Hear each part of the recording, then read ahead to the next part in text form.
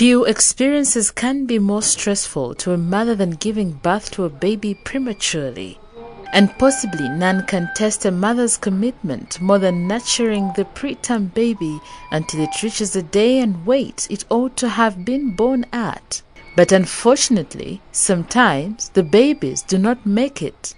New Vision TV has been studying this problem, whose prevalence statistics in Uganda are staggering, and with experts, we bring you up to date with the problem in the country. At the age of 25 years, Haula Katende was recently expecting to give birth to twins because her pregnancy appeared quite big. At only 24 weeks of her pregnancy, Katende went to Lubaga Hospital for a scan, but the doctors revealed she was carrying 4 babies.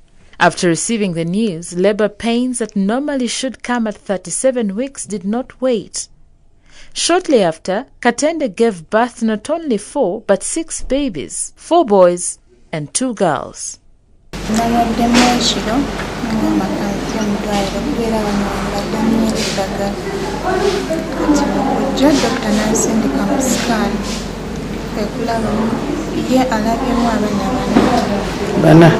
Weighing between 400 and 700 grams instead of 2.5 kilograms, the minimum of a normal baby, they had to be transferred to Mulago National Referral, but were all pronounced dead on arrival. Though Katende's tragedy made national headlines, she's just one of hundreds of thousands of Ugandan mothers who deliver preterm babies. In this neonatal ICU at Nsambi Hospital, close to 10 preterm babies are nurtured. Every year, the hospital delivers 600 preterm babies. According to statistics from the Ministry of Health, 210,000 babies are born too soon annually. Moses Mugisha, an obstetrician and gynecologist at Roswell Women's and Children's Center in Kampala Clinic, says these are the causes that can lead to birth of a premature baby. Cause preterm births are issues like, if you have bleeding during pregnancy, if you have any infections during pregnancy,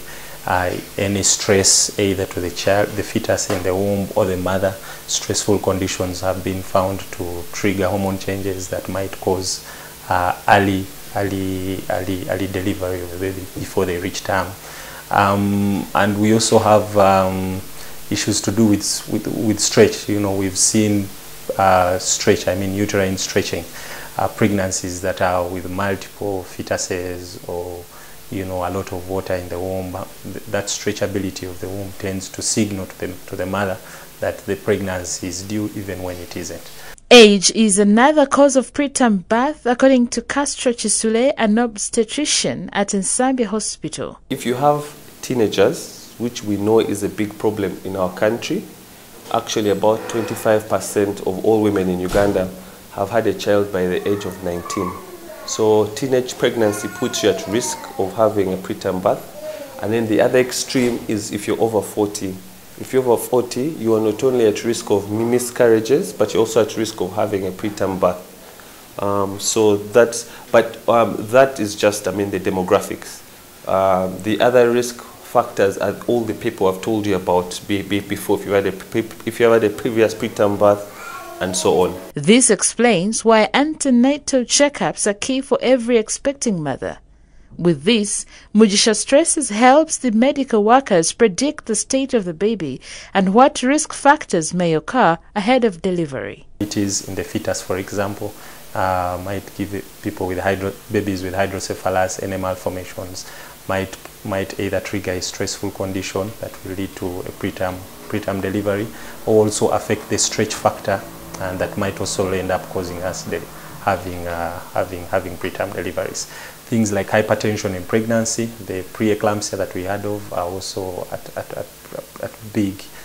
cause a big risk factor. To keep a premature baby alive, there are guidelines. Breast milk being key in the process. This could be difficult for a first-time mother, but medical experts say there are helps to express the breast milk in tubes for the baby. Victoria Nachibuka, a neonatologist with Nsambi Hospital, says such a baby needs oxygen since the lungs are immature. Warmth is also very key. Always do, once a baby has been born, is to ensure that they have adequate warmth. So when they are born, it's better to deliver them on the mother's skin, or what we call put them on mother's skin. If they're not able to breathe, you should basically, when they have difficulties breathing, you should put them under what we call a radiant warmer. And once they've been stabilized at birth, we want to put them in an incubator if they are not stable. But if they are stable, we should put them under care, what we call kangaroo mother care. That is the skin to skin, it provides warmth. So warmth is very important. This is a trying moment for many mothers, but to keep up with the process, counseling sessions are recommended. Because there are many outcomes, especially for the extreme preterms, the outcomes might not be as encouraging. And you don't want to tell a mother that's carried the baby, for maybe 7 months, 8 months, and then, just lose. So they have to be walked through a nice counseling session to assimilate and understand what exactly is happening and know the chance that you may and may not lose this child. And if you don't lose this child, what sequelae might this child have? Neurologically, any other developmental challenges, maybe they might, have slow onset of development milestones, they will talk late, move late, or, smile at a way later stage. So they undergo quite intensive counseling and educating, and to tell them to be patient. So both the father and the mother have really to be sat down for protracted periods of time to look at the realities of looking after a preterm birth. People celebrate birthdays every day, which means each and every single day a baby is born. However, most births are born prematurely across the globe. To prevent this, a mother has to play a vital role in seeing that their child is delivered safely. It's a global problem, and scientists have been studying this for a very long time. Okay, currently we do not have any wonder drug that is going to, cure all those preterm labors, okay? So what we do is a multifaceted involvement. We try to encourage every mother to go through antenatal care.